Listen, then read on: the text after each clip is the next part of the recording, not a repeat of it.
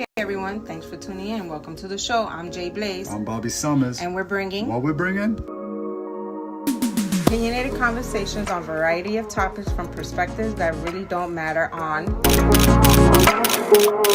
The Everything Obsolete podcast.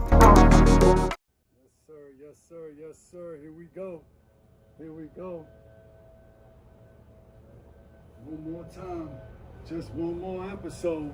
Let's talk about it, ladies and gentlemen. Let's talk about it, amongst other things that are obsolete in this world. How y'all doing today? How y'all doing every day today and every day? How y'all doing, everyone? What's up? This is the Everything Obsolete podcast. I am your host for this evening, Bobby Summers. Always the better half of this show, Jay Blaze, is with us right here. We kind of taking this on a different type of journey for this very last episode of Live EOP. But you already know the topics and views are pretty current. Opinions are obsolete. Come share our take on the world, one obsolete opinion at a time. Let's go. Today is going to be filled with a bunch of a bunch of highlights. I'm gonna put it that way. I think today's episode is pretty evened out with entertainment versus sports, but definitely a lot to talk about as far as, and you know, I got my list because I'm solo today, and I'm outside, so no PC action, so I can't just look up my intel, make sure I ain't talking shit, you know what I mean? But for the most part, I think we're pretty even, man. I think I'm gonna start off with entertainment this time, and I'm gonna end it with a slew of sports. Fuck it, let's go. Like the past week, within the last week, a lot of things has happened in the entertainment world, and all the way up to like present time, like right this second. So let's get this started with the where should we start? All right, you know what? I'm gonna start off with It Is What It Is show star, host, co-host Cameron having a little dispute, if you would say, with an old time friend, Dame Dash, and how things are not as friendly at this particular juncture in their lives. You got I don't know, you got one person just, for lack of a better term, trying to reach and touch some of his old kinfolk, meaning Damon Dash, and I think what's happening is the wrong things are being said and provoking the wrong actions, when on some real shit, if you know, you know.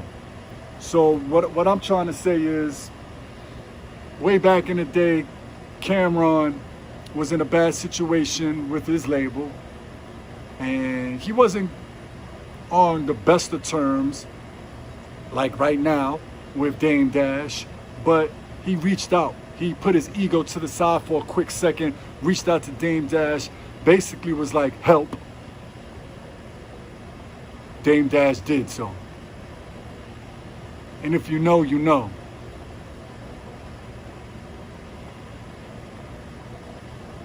Great career, a la Rockefeller for Cameron. And the Dipset were, you know, that was a power move back then. Cool. Fast forward to right now. I think the roles have reversed. I don't see anybody talking about this, so I will. Because I don't give a fuck. My opinion don't fucking matter, right? Dame Dash is not putting his ego to the side and asking kinfolk for help. whatever that help may be, whether it's financial, whether it's business moves. Just because you ask somebody for help don't mean you ain't a boss. I'm gonna repeat that. Just because you ask someone for help does not mean you are a boss or not a boss. That's directly for Dame Dash to hear. I don't give a fuck if I ain't a millionaire like him. I think that's something he needs to hear. One more time. Just because you ask for help does not mean you are not a boss. And this particular time, I think he needed to put his ego aside and ask whoever he wanted to for help in the particular situation that he's in. A lot to do with the paid in rights, paid in full rights, excuse me. A lot to do with the Rockefeller rights, that whole situation. I kind of reported a little bit about that, gave my opinion. I thought it was a power move for Cam and Mace to try to buy that third that Dame Dash owed. If anybody should own it, it should be us, meaning us, and not the wrong type of people owning Rockefeller or a piece of it. Heard some interesting news off the Is What It Is commentary, where they were like, Cam and Mace, or particularly Cam, because he's more vocal about that shit, because Cam, that shit eats at Cam a little bit, like, and he said something like, for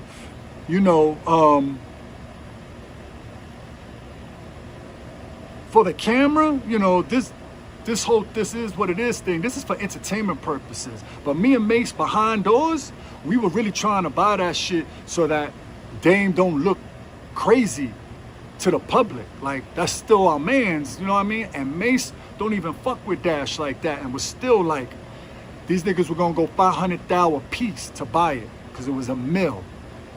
From Cam's mouth to my ears, via the Is What It Is show, he said, Dame was like, I might have another deal, so-and-so. Cam was like, all right. Next thing you know, a couple of weeks passed by. Some other words were probably said, obviously. But a couple of weeks passed by, and eventually Dame reaches out back to them and is like, hey, y'all want to cop it now?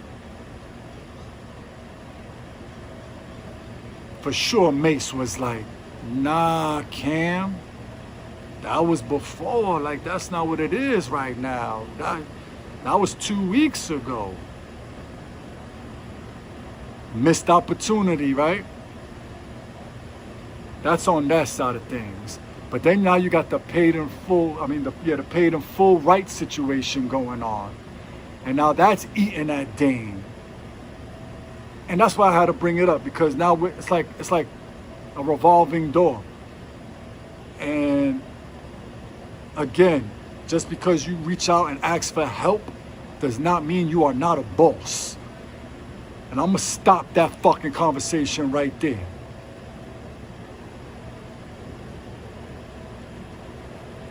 Yeah, I'm gonna stop that conversation right there, man. On that. Back to my fucking notes. This might be a little bit of a jump. Oh, let's stay with Cameron. He also had another situation with another person by the name of AB. Mr. Bonner came on the Is What It Is show. And I think what happened was he came on a little bit too, I don't know, aggressively towards the female co-host of the show. It Is What It Is. She go by the name of Stat. To my knowledge, she dates a AMP member. That's a whole other story, but she's dating someone. She's a young woman.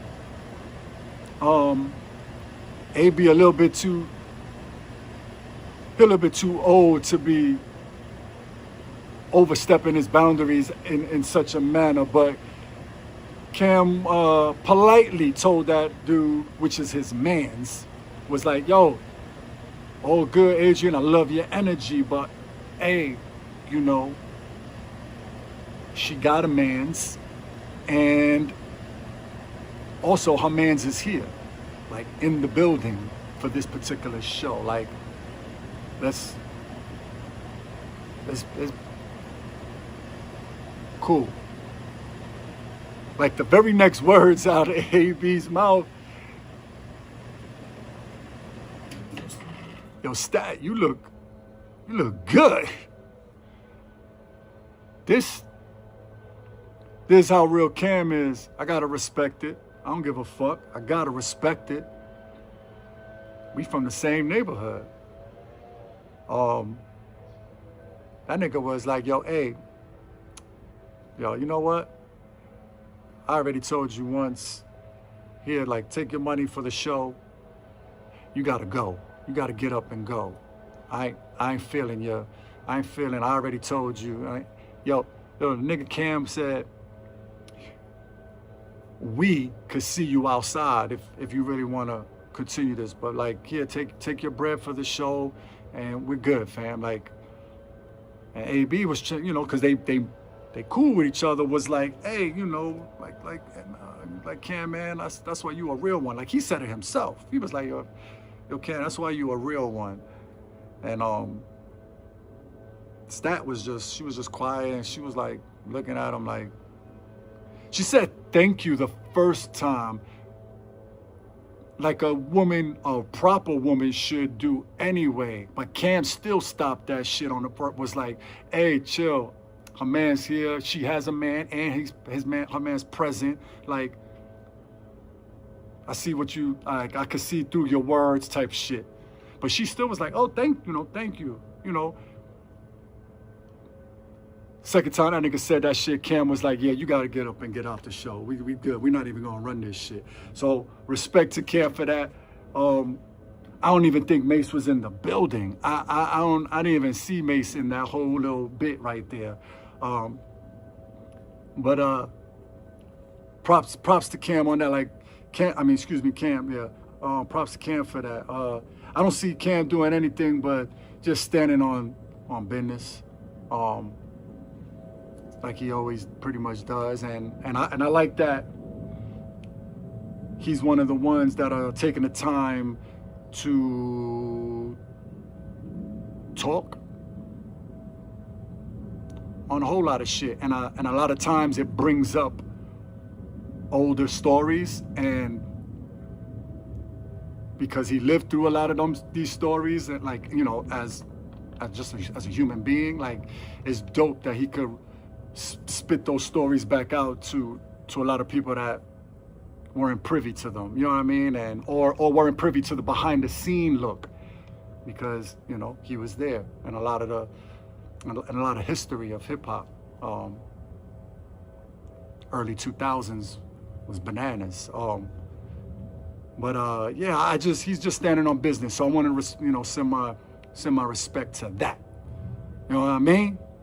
Well, you know what? We're gonna jump in. We're gonna get off the seriousness, get into some other serious type shit, cause your girl, the women, your girl Kaylani, please say the name right. Kaylani is pissed the hell off at these AI bots out there getting signed to multi-million-dollar deals.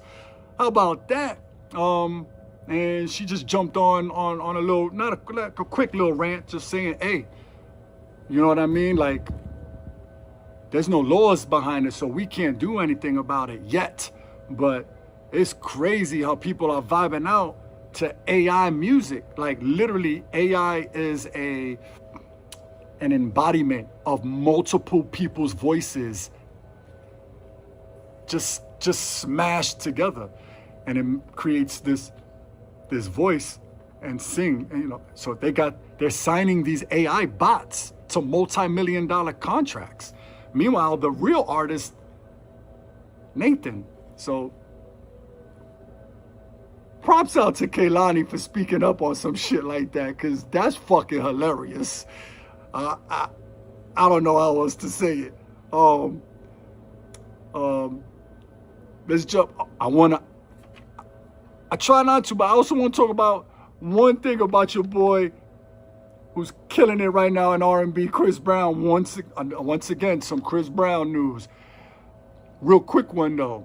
He is the first R&B singer to sell out MetLife Stadium back-to-back nights. The stadium seats 82,000 people. Yeah, that's where the New York Giants play, MetLife Arena. And so do the New York Jets. Yes, so do the New York Jets. I should know. I lived out there for more than half my life. So yes. If you don't think that's amazing, another accolade for your boy Chris. And it just don't circulate enough, I think. I just think it doesn't circulate enough. So, I mean, I'm gonna keep putting it out there and talking about it.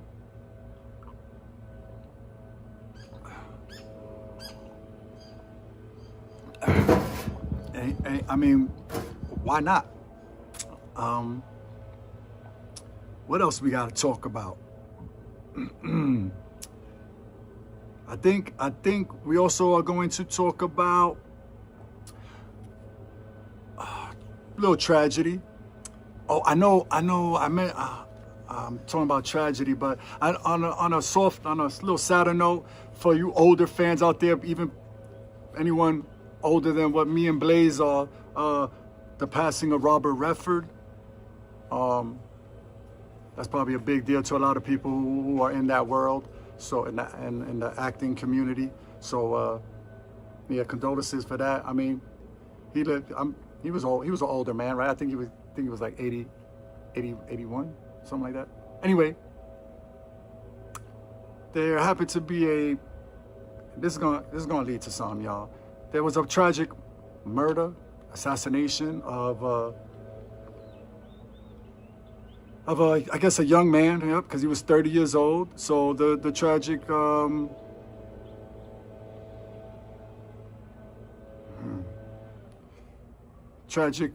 assassination, murder of Mr. Charlie Kirk. He was an Arizona resident. Today is his funeral. Is live on TV.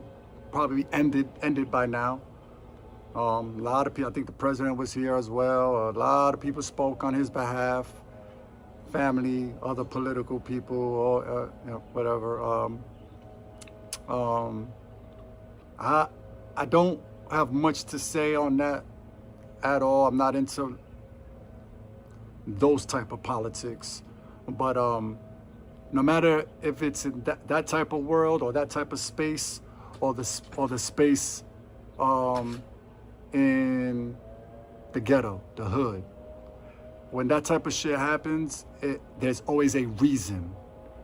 It doesn't matter what the reason truly is, whether it was a good reason or bad reason. I'm not debating anything like that, but there's always a reason. And for this particular situation, there definitely was a reason. Whoever knows, knows.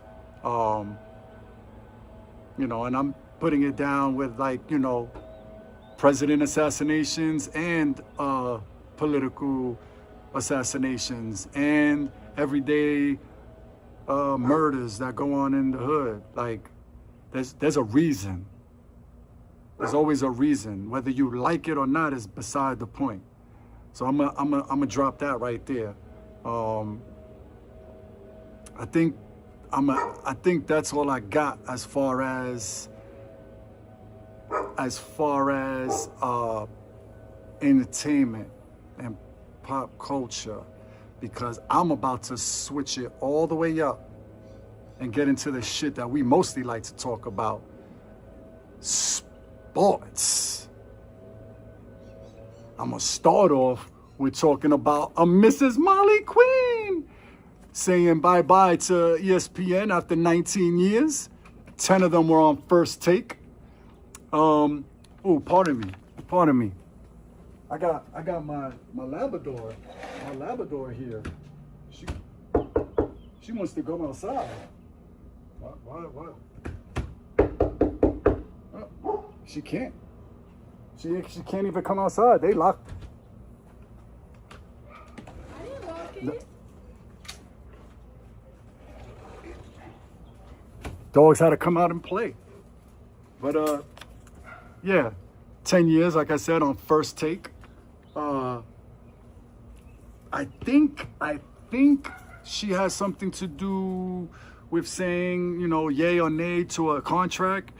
And she was just like, you know what, it's time to pivot. So good for her.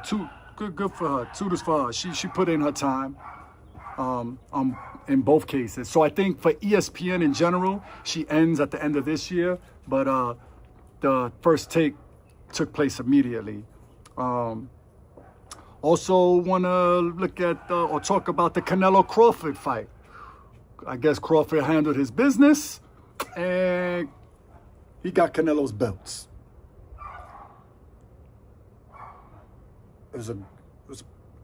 I don't think I heard anybody say it was a bad fight. So we're going to say it was a good ass fight because I didn't hear otherwise. You know what I mean? So, yeah, like, oh, you know what? You know what I didn't mention? With the entertainment? That should popped in my head. Jimmy Kimmel got suspended from The Late Show because he mentioned something about Charlie Kirk's passing. That wasn't to the liking of, even the president got involved with some words. We never seen some shit like that. That's like, we talking freedom of speech type stuff, huh? My bad, y'all. Let's go back to sports. So yeah, Canelo got his belt stripped from him. Crawford is holding it down for sure. What else we got in sports, man? We got Shador Sanders. Let's go right into football. Fuck, I had to get off that topic real quick. So Shador Sanders, he made the 53-man team because they just, after like week 2, it has to be solidified, if I'm not mistaken. Hold on, y'all. Hold on. Gotta let the dogs back in the building.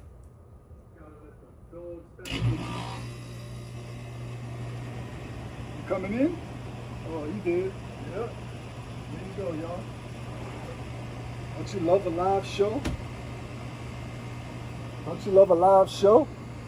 Shit, I love live shows. But yeah, Shador Sanders, back to the NFL. Shador Sanders was like, he made the 53-man team, but here's some crazy shit. Like, I don't even know where to begin to even think about how someone could be set up for success or failure.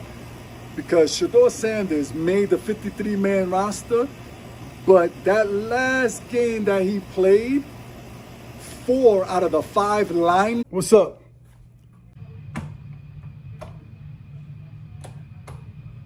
Yeah, I had to turn on these lights.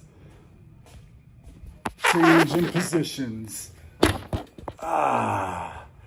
Yeah. So, Shador Sanders, hold on.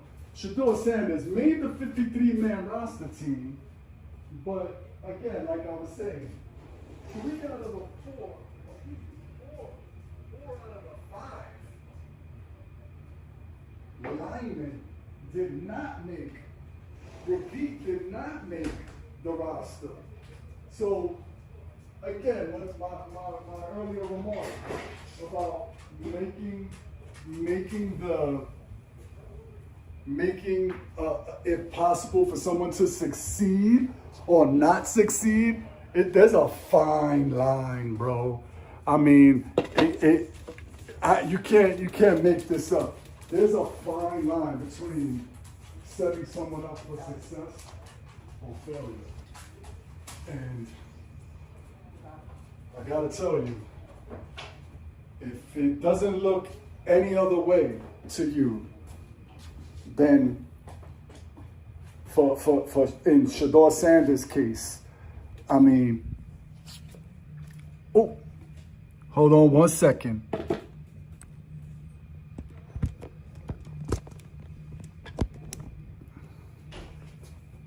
Ay, ay, ay.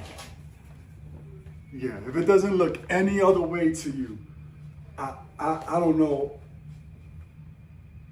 I don't know if you might need glasses or not, because what's happening over there is suspect, I think, on many levels. I'm gonna leave that right there with that, because that's weird as fuck to me. You got staying with the NFL, you got the Chiefs, as of today, are 0-2. And everybody might be thinking, hey, what's wrong with them? Which, I mean, I guess ain't no moral victories, right? But if you look at the Chiefs' stats, they are still, stat-wise, better than like 92% of the NFL right now. And they're 0-2. Did y'all catch that? Did y'all just hear what I said? They have numbers on every level that you could think of. Even their quarterback is top 4 QBR rating in the NFL. They're 0-2. They've lost 2 games by a combined 6 points. The last game they lost, they the quarterback that beat them the last week had 101 yards throwing. What the talk would have been about had the Chiefs won. I wonder. What else? Do we still got some more football? Let me see some. No, I mean that's all I think I got for football. Those are the 2 big things that were on my brain cells, man. Cause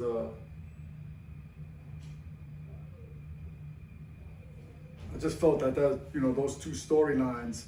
I don't know if people talked about it, but like I still think Kansas City is probably going to be in the Super Bowl. If not, the conference finals. Yeah, I said the NBA term. Good segue, because we're going to go right into some basketball. We're gonna go right into the WNBA.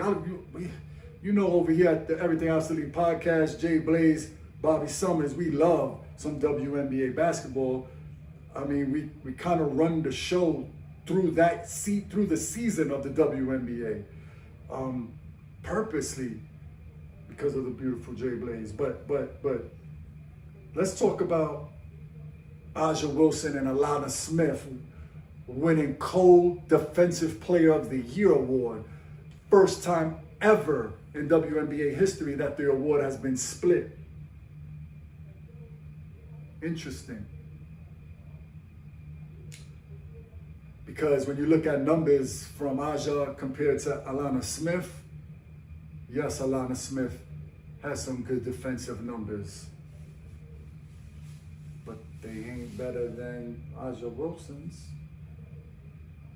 They didn't end the season on a 16-game win streak like Aja Wilson's team did.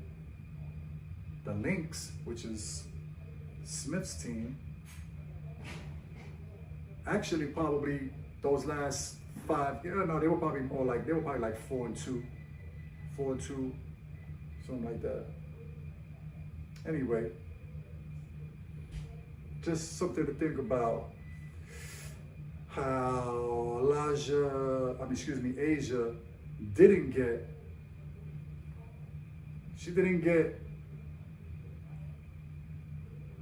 the award solely, but she did not get the award. It's just interesting because if any award should have been split for this year, it probably for less of a debate, could have been the MVP award. Because if Aja Wilson don't get that award this year, and Nafisi Akala doesn't either, something is fucking wrong with the WNBA on that level. Because that's the award that they could possibly, with no debate, split between those two women. The numbers are there. Again, Aja got she broke 7 records this year. It's phenomenal what she does. But Nafisia had a hell of, lunchbox helmet. But then she got hurt. The team finkled off, which shows that she is valuable to her team. Vegas was playing 500 basketball until they went on that 16-game win streak. So, and then Aja's numbers are far superior in a sense to Nafisia's. As far as points, rebounds per game, points per game, or steals, blocks, all that good shit. So, staying with Nafisia, we're gonna talk about how her and Stewart from the New York Liberty, right after this season, they kind of go, well, no, is it right after the season or before? I can't remember, but their league, the Unrivaled League, proud to announce that they added 2 new clubs to their Unrivaled Basketball League, 3-on-3 league.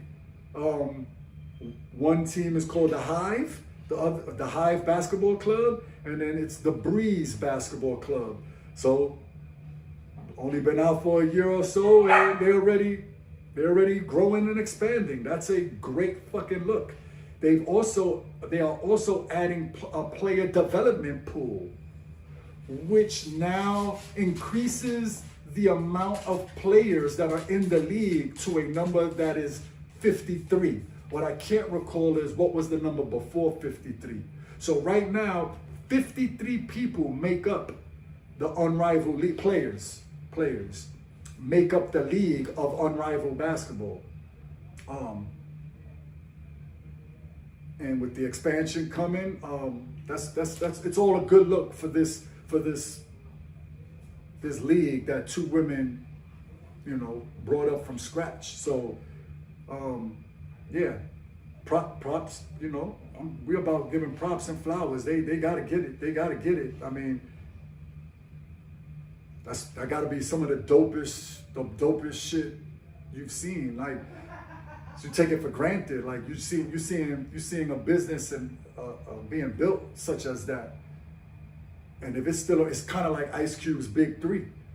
Like that shit is already going on like 7 years, no? 7, 8 years. Like, see how time flies. Like, am I bugging? Or am I wrong?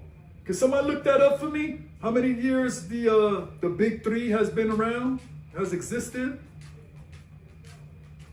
Is somebody down here with me? Maybe, I don't know. But yeah, look that up, please. Can somebody hear me? Can somebody hear me over there? Just look that up. How long the Big 3's been in existence? Or been running. I'm gonna guess like 7, 8, but it could be, And yeah, what? So again, they're growing and they're only 2 years in. Like, they have the second season hasn't even started. And they're a big reason why this year's NBA All-Star Game is going to have 1v1s, almost definitely. It's because the women did it first and it was successful. 8 years? The big 3 has been around for 8 years already. 2017 it was its first year, its inaugural season. Look at that. Look how time just flies. It almost feels like you'd be like, oh, the Big 3 it's new. It's a new thing. Not really. So big ups to Nafisia and Stewart. Staying with a little bit with Stewart, I gotta talk about how Stewie's season was kind of her season was kind of fucked. When she got hurt, it kind of threw a wrench into the cog, the system. So she came back. She played. She got hurt like second quarter of the first game. I think the first playoff game, and then she was never the same in first playoff series. Excuse me.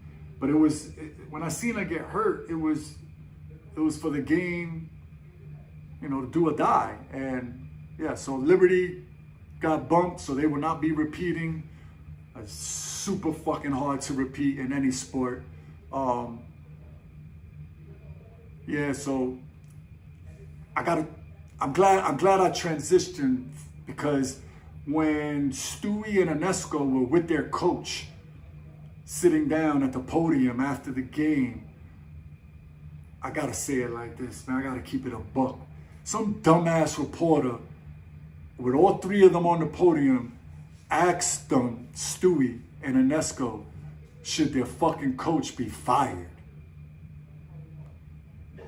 You know what Stewie is G for this. You know what Stewie said?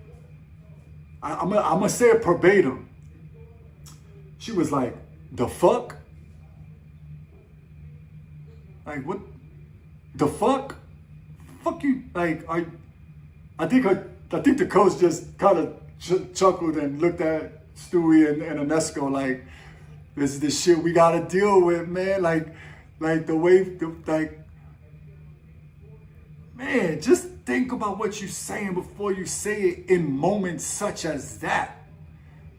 Those are the type of words that get you slapped. Like if New York played bad, it was actually a close. I think they lost by they didn't get blown out. Somebody look that up. New York Liberty, Phoenix, right? It was Phoenix that beat them. New York Liberty, Phoenix score. I don't think maybe anyway. Stewie was still up on her team and was like, we good. Only one team gets to be happy at the end. These are verbatim what she was saying. Only one team gets to be happy at the end. So ain't like she bullshitting on that. So, what else I could talk about, man? I think I'm gonna talk NBA. NBA, I don't really got much. Nah, on rival. Yeah. I mean, if I want to talk some Warrior news, Jimmy and Draymond Green were like supposedly 79-73. Oh, they lost by 6. Stewie, the Liberty to Phoenix. That last game they lost by 6, and Stewie was on a bad leg. Like, her leg is like, she needs this rest anyway, especially if she wants to get ready for Unrivaled, if she chooses to play in it for another year. But with the Jimmy and Draymond Green supposedly reached out to, they touched base, clocked in to the Warriors and was like, hey, like, what's going on? Like, what is y'all plans? Cause you wanna fill us in? Like the Kuminga thing, like, what's going on? Like, we need to hit the floor running.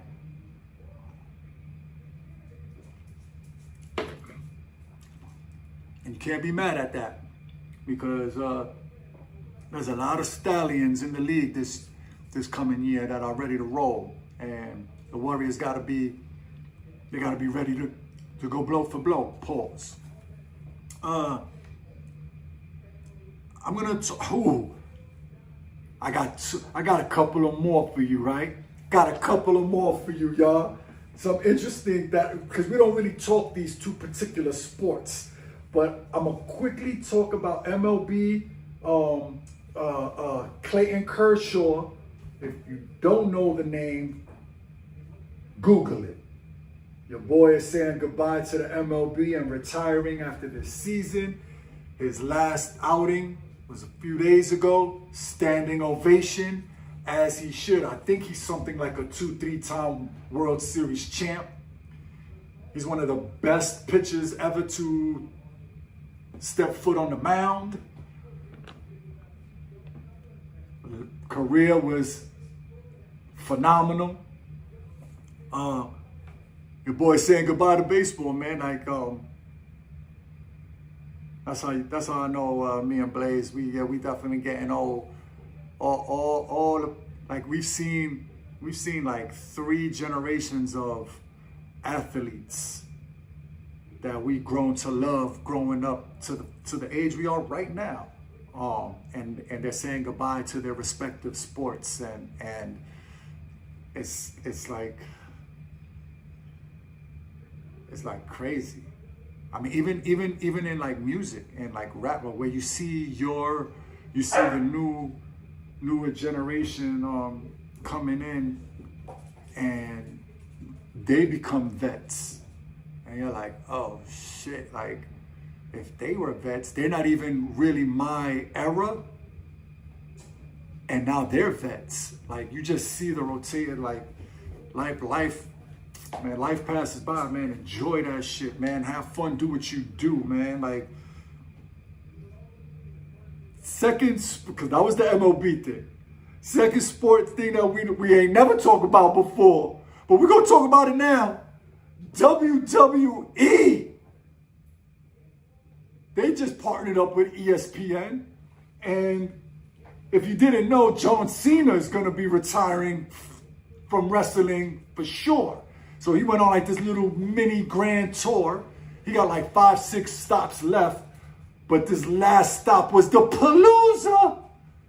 And guess what he was? A loser to Brock Lesnar. It was epic though. I saw it on ESPN. If you didn't, you lying, because if you watch ESPN, you saw it. Brock Lesnar hit him. Well, first he hit Brock Lesnar with some of his moves, couple of them. Bing bong. Then Brock gave it to him 9 times straight. Stop playing, Brock. EB was like, I ain't got you. Nah, fam. This is mine. I still got a few years left. You got none. Let's go. Got Cena walking off as you know, holding that L, and he carried it on his shoulder and he said goodbye. It was great. It was beautiful. It was a beautiful moment for wrestling. It was a beautiful bonding with the ESPN group. It's the first time I think ESPN ever hosted a WWE match, if I'm not mistaken.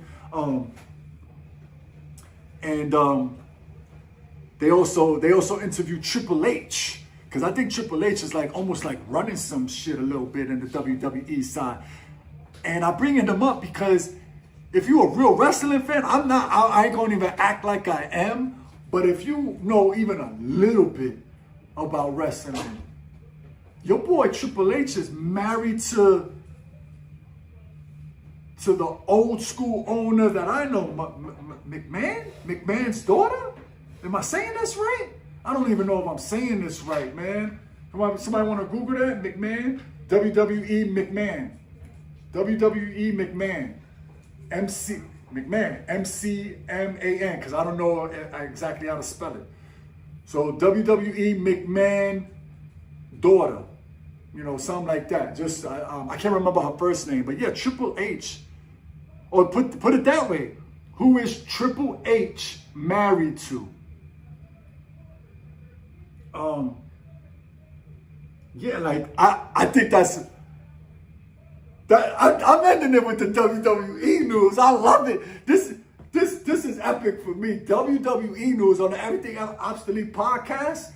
Let's go. You can't get no obsolete than that. Let's go. Sorry to the 17 billion wrestling fans that no one thinks exist, but he's married to who?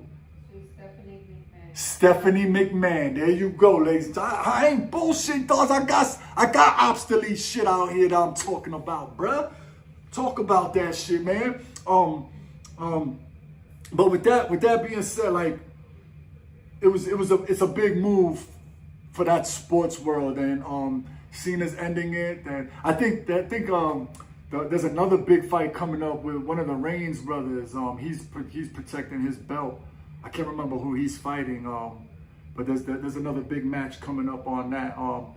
I would I would talk more about UFC, but I feel like UFC, I felt like when I was younger, there was bigger gaps between UFC fights. But now I feel like there's UFC fights like every fucking 3 weeks. There's a UFC fight. So I can't keep up. But yeah, I think we wrapping it up on that. I felt good this episode. Again, this is the very last episode of season 2 live. We got one more episode for you. We've been holding it in the bank since last year. I'm telling you, Logic, if you ever see this, believe me, brother, we dropping it. It's in the bank. It's in the vault. It's coming and it's ending season 2. We're gonna give you a proper introduction, and then we dropping it for episode 9, if I'm not mistaken, of season 2. It's a wrap for everybody. We want to thank everybody for just hearing us for 2 seconds or just checking in on socials, man. Catch us both. You're gonna see Jay Blaze TwitchCon, baby. She gonna be all over the internet during TwitchCon.